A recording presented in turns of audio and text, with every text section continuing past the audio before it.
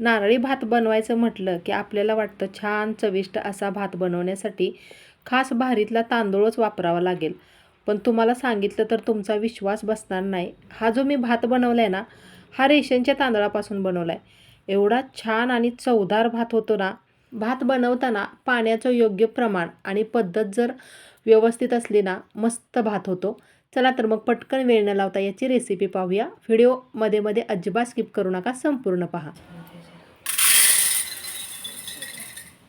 हा आहे आपला रेशनचा तांदूळ. बऱ्याच जणांच्या घरी तांदूळ वापरला जातो. तर तांदळाचं प्रमाण तुम्हाला किती भात बनवायचं आहे त्यानुसार घ्यायचं आहे. तर इथे पहा, मी 2 वाट्या तांदूळ घेते.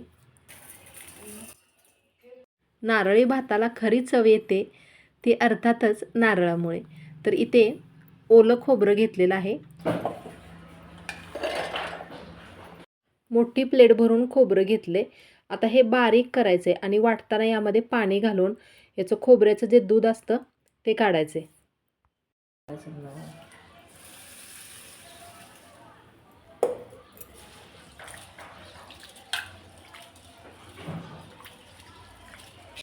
2-3 वेळा तांदूळ चांगला असा चोळून चोळून धुवून घेतलेला आहे आणि त्यानंतर चाळणीमध्ये नितळत ठेवलं आहे. ही सगळी तयारी अगोदर करून ठेवली ना, भात अगदी झटपट तयार होतो. तर आता कढई गरम करायला ठेवली. त्यामध्ये सगळ्यात अगोदर तूप घालायचे. तूप थोडंसं आळलेलं आहे. 2 चमचे तूप वापरते इथं मी. तूप गरम झालं की यामध्ये घालायचे आहे लवंग, त्यानंतर दालचिनी. दालचिनीचे 2 तुकडे घेतलेत आणि मग घालायची आहे हिरवी विलायची. विलायची घालताना मात्र अशी थोडीशी सोलून घातलेली आहे. हे सगळे मसाले तुपामध्ये छान असे भाजले की याचा सुंदर सुगंध तुपामध्ये उतरतो आणि भाताला एक वेगळीच चव येते. त्यानंतर ड्रायफ्रूटसुद्धा घालते. तर तुमच्याकडे जे असतील ते घाला. तर इथे मी बदामाचे थोडेसे काप, काजूचे काप आणि त्यानंतर काळे मनुके घातलेत. ते सुद्धा हलकेसे भाजून घेतले. तर एक तेजपत्त्याचं पानसुद्धा घातले. ओलं खोबरं जेव्हा बारीक केलं होतं तर त्याचं गाळून दूध एका साईडला काढलं आणि जो खीस राहिलेला आहे तो यामध्ये मी वापरते. तर हे पूर्णतः ऑप्शनल आहे. तुम्हाला आवडत असेल तर घाला, पण खूप छान अशी चव लागते.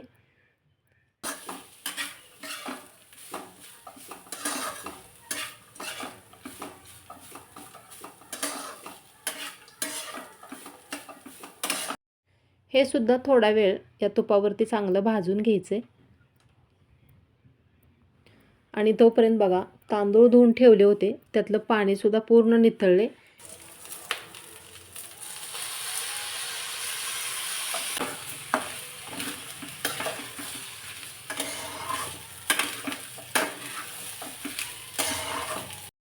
लगेचच यामध्ये पाणी घालायची गडबड अजिबात करायची नाही. अगोदर तांदूळ चांगला असा भाजून घ्यायचा आहे व्यवस्थित. चांगलं हे यामध्ये जे तूप घातलेलं आहे ते तांदळाला लागलं पाहिजे. अगदी थोडंसं मीठ घालायचं आहे. नेहमी भात बनवताना जेवढं घालतो तेवढं न घालता थोडंसं कमी घालायचं.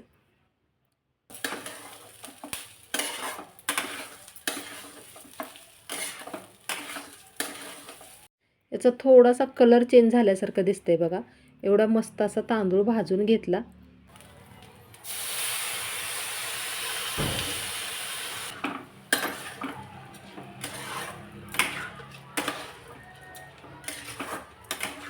एक वाटीभर नारळाचं दूध घातलेलं आहे आणि आता घालायचं आहे पाणी. तर पाण्याचं प्रमाण बघा, मी 2 वाटी तांदूळ घेतले होते. आता हा रेशनचा तांदूळ असल्यामुळे याला पाणी जास्त लागतं. तर 2 वाटी तांदळाला 6 वाट्या पाणी लागेल, पण 1 वाटी नारळाचं दूध घातलं आहे त्यामुळे 5 वाट्या पाणी घालायचं आहे.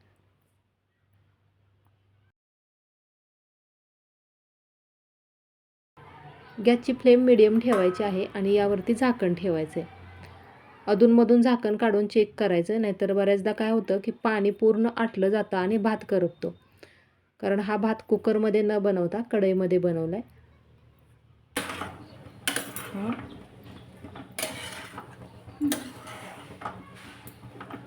जवळपास 70 ते 80% भात चांगला शिजला आहे आणि आता यामध्ये गोडपणा येण्यासाठी गूळ घालायचा आहे. तुम्हाला भात जास्तच गोड हवा असेल तर 1.5 वाटी गूळ घाला आणि थोडासा गोडपणा कमी पाहिजे असेल तर 1 वाटीभर गूळ घाला. तर गूळ एकदम बारीक असा मी खिसून घेतलेला आहे. आता या गरम भातामध्ये व्यवस्थित चांगला गूळ मिक्स करून घ्यायचा आहे.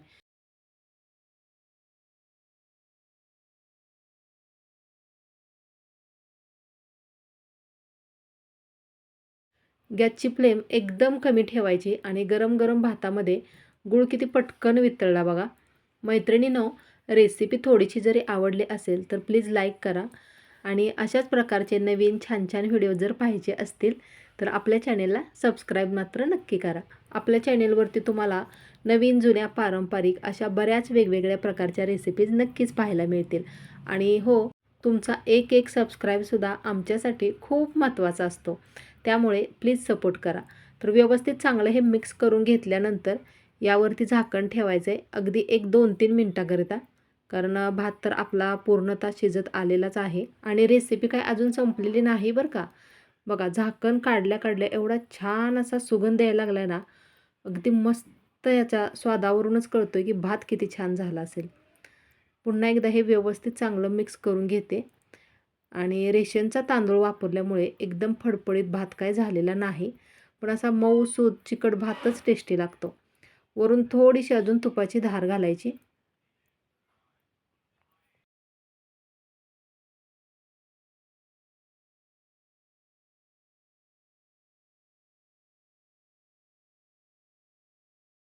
गॅस आता मी बंद केला आहे आणि हे व्यवस्थित चांगलं मिक्स पण करून घेतलेलं आहे. गॅस बंद करून यावरती पॅक असं झाकण ठेवायचं आहे 1-2-3 मिनटाकरता. म्हणजे वाफेमुळे मस्त असा भात अजून फुलतो. एकदम मस्त असा नुसत्या सुगंधाने खावासा वाटणारा नारळी भात आपला तयार झाला आहे. मैत्रिणींनो, तुम्ही ही रेसिपी कुठून पाहताय कमेंटद्वारे मला नक्की कळवा. म्हणजे मला पण समजेल की माझ्या रेसिपी सध्या कुठपर्यंत पोचतायत ते. यावरून अजून थोडेसे ड्रायफ्रूट्स मी घालते. चला तर मग लवकरच भेटूया अशाच नवीन एका छानशा वेगळ्या रेसिपीसोबत पुढच्या व्हिडिओमध्ये. रेसिपी संपूर्ण पाहिल्याबद्दल खूप खूप मनापासून धन्यवाद.